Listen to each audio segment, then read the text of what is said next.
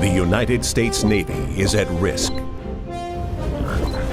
Right now, this very minute. Wave after wave of unwanted intrusions capable of striking anywhere on the planet, including right here at home. The probes are invisible, but they could potentially cripple our forces with as much devastation as any bomb or missile. This is all occurring in cyberspace, the worldwide domain where communications, intelligence gathering, kinetic operations, logistics, and command and control can be threatened at network speed. But the U.S. Navy stands ready to repel this threat and to maintain superiority in this new operational domain. The cyber warriors of U.S. Fleet Cyber Command and U.S. 10th Fleet help operate and assure the security of Navy networks around the world, providing powerful cyber capabilities necessary for warfighting superiority across the full spectrum of military operations.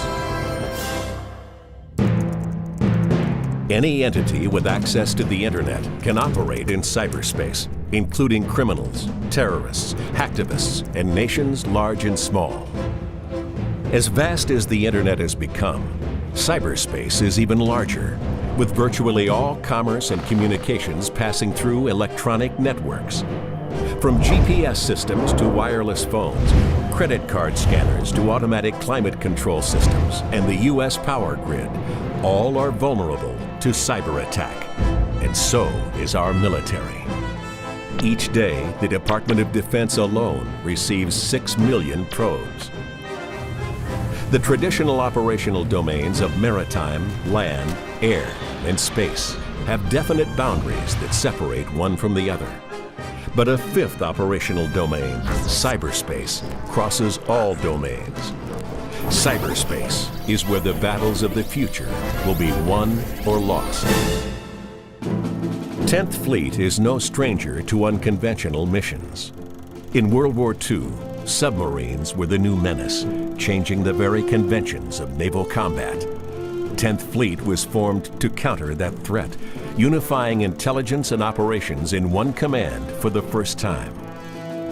Today's 10th Fleet continues that tradition. The Chief of Naval Operations established U.S. Fleet Cyber Command and recommissioned U.S. 10th Fleet as the Navy's central operational authority for cyber, electronic warfare, networks, cryptology, signals intelligence, and information operations. This represents a landmark transition in the evolution of naval warfare, bringing information to the forefront of the Navy's 21st century arsenal. Almost every operation on board a naval vessel functions in cyberspace. It is the primary medium for Navy command and control, communications, computer, combat systems, and intelligence capabilities. All these systems must function effectively, even in the face of degradation or outright attack. That's the job of U.S. Fleet Cyber Command and U.S. 10th Fleet. To assure command and control, the Navy must maintain dynamic situational awareness. This is constant and total awareness in real time of the state of our networks and communications capabilities. I'm seeing a drop in capacity centered in the typhoon off Japan. We need to reroute our traffic until we can make sure it's reliable.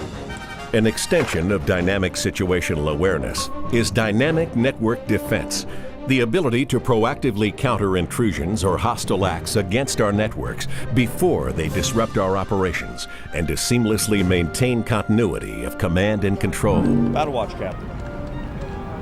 I'm detecting a large amount of traffic flowing into the 5th Fleet MOC. Sir, our network sensor grid is indicating a malicious signature there as well. I believe they're probing our premise router and are getting ready to launch a denial of service attack. Block an incoming source IP address and have intel pass it to US Cybercom J2. Yes, sir.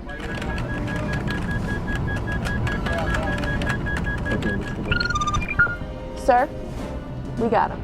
Good work. Dynamic network defense and situational awareness are necessary to enable 10th Fleet's third responsibility, full-spectrum cyberspace operations. This refers to a wide range of non-kinetic effects that can be used independently or to complement kinetic actions. Cyberspace operations can be as effective as a bomb or missile, but can be conducted from virtually anywhere on the planet, in real time. The sailors of 10th Fleet are cyber warriors, conducting operations in a critical modern domain. They're a force multiplier for both kinetic and non-kinetic naval operations, delivering timely, mission-critical information and capabilities to our commanders and operating forces worldwide.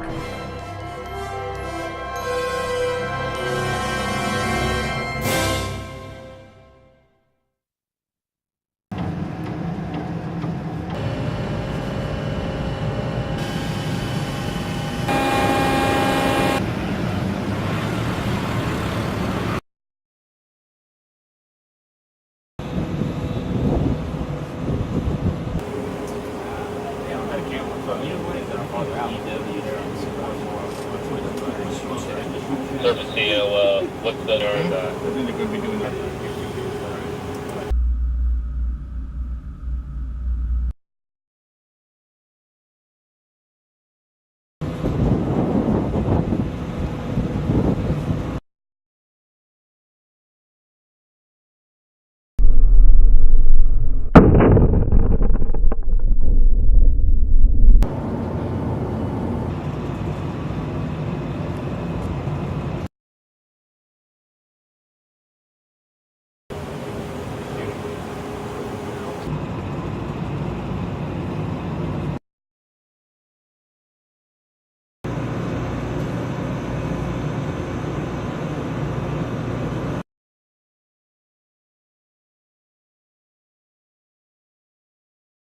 Is come back away from 5-1 or they're going to illuminate down there today?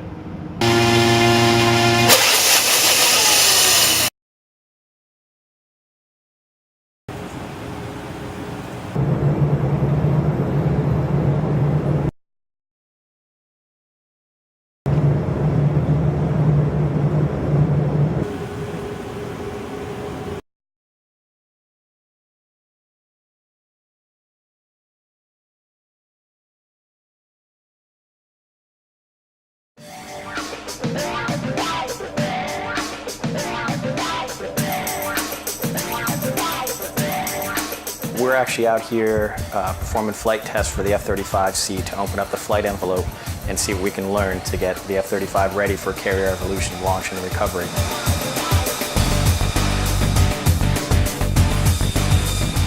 The difficulties of maintaining this aircraft on Nimitz is that, one, it's the first time we've ever brought this type of aircraft aboard. With the training that we go through, we have to go very slow to ensure that every step is done safely. The sailors on the Nimitz were prepared that we had a small contingent come out to us in Pax River, Maryland, and we provided a small cadre course for the individuals to learn about the F-35, taxiing, towing, learning all the intricacies of the F-35 that no others would see unless they were inside the program. Every moment being on the deck, working on the aircraft, being around, working with the crew, bringing the aircraft up and down on the elevators. I think every day is new challenge, new excitement, and we learn something new every single day, every time we move the aircraft.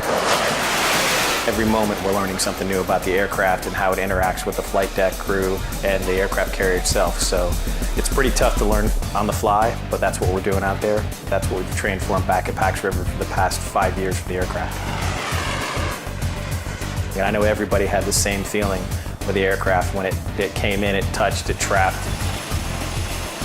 And then the next day when it launched off, it was still wonderful.